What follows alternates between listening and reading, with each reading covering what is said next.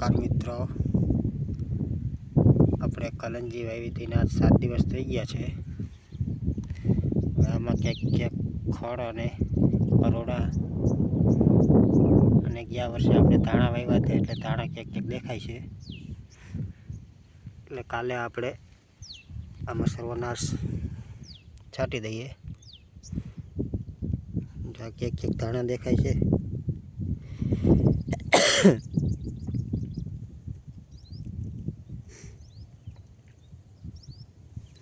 માંડવીના રોડા પણ ઉગ્યા છે।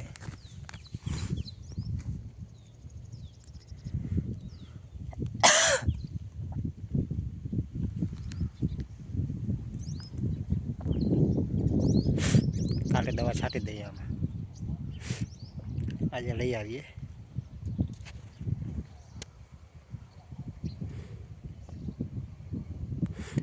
અહીંયા આપણે વાવ છે ત્યાંથી પાણી આવે છે, ડેમ પણ બાજુમાં જ છે।